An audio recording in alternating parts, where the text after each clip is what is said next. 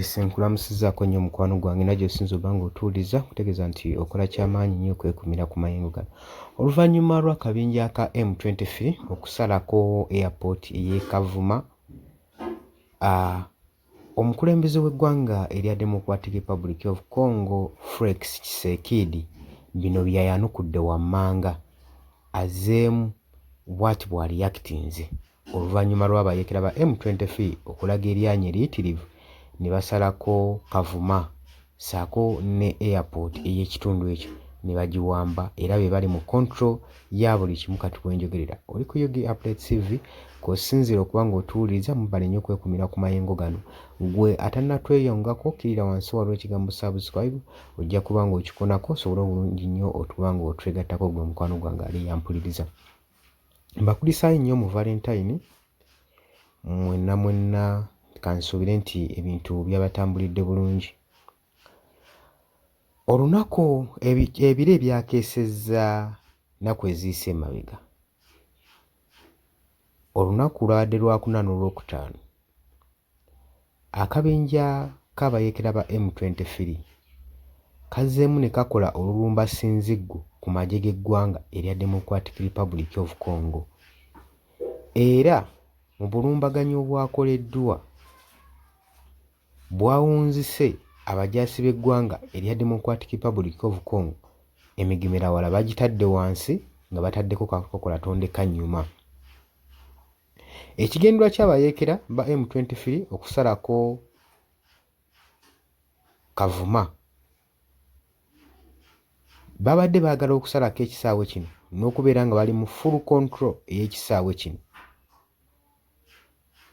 nga bagamba nti baadde bakooye okuba nga batiisibwatiisibwa amagye g'eggwanga erya Democratic Republic of Congo ssaako n'abantu baabwe okuba nga batiisibwa bagaye tebabadde seefu nga balaba amagye g'eggwanga erya Democratic Republic of Congo ge gagavaninga awo nga gatwala ekitundu ekyo ate nga gongera mu maaso n'okuba nga gabatiisa ge gasuula entiisa mu magye g'abayeekera bano aba M23.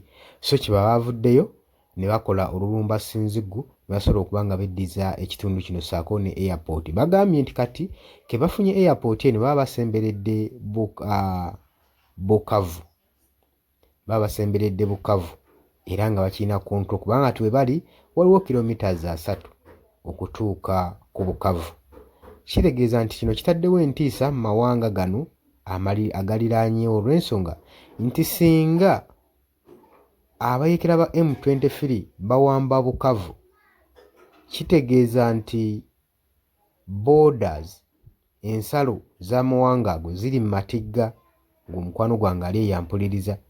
Newankubadde bino bibaddewo ebityo era nga bigenzewo ebiti, omukulembeze w'eggwanga erya Democratic Republic of Congo Felix Tshisekedi avuddeyo n'agamba nti bino byonna abinenyeza ku gavumenti y'e Rwanda egenda mu maaso n'okuba nga efujjirira conflicts ezigenda mu maaso mu Democratic Republic of Congo. Kaakati yalabiddwako olunaku olw'eggulo ng'akuliza mukyala we Valentine. Felix Tshisekedi eyagaana okukiika mu diaspora mu meeting eyalimu eya South African Development Community wamu ne African Community, yagaana okukiika, yasazeewo abiteekemu engatto alinnye ennyonyi paka mu ggwanga erya Germany. Ng'era ekimutute yagamba nti ye yalabye ng'ensonga zino ab'omukago zino communities tezigenda kubanga zimugasa, yeetaaga ku external forces, foreign forces ezeebunaayira era yaddukidde mu ggwanga erya Germany eno gy'asuubira nti no bagenda okuba nga basanctioninga Paulo Kagame, bamuteekeko sanctions olw'okudeployinga amagye ge mu ggwanga erya Democratic Republic of Congo n'okuteekamu ennyo conflicts.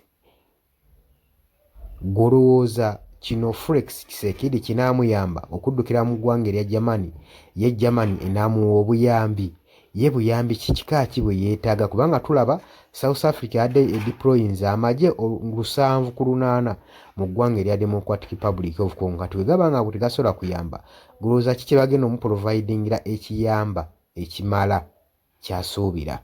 Nkwaniriza mu comment section, mwebale kubawuliza bulungi nnyo, mwebale kwekumira ku UG Updates TV. Abali mu diaspora mbalamusizzaako nnyo.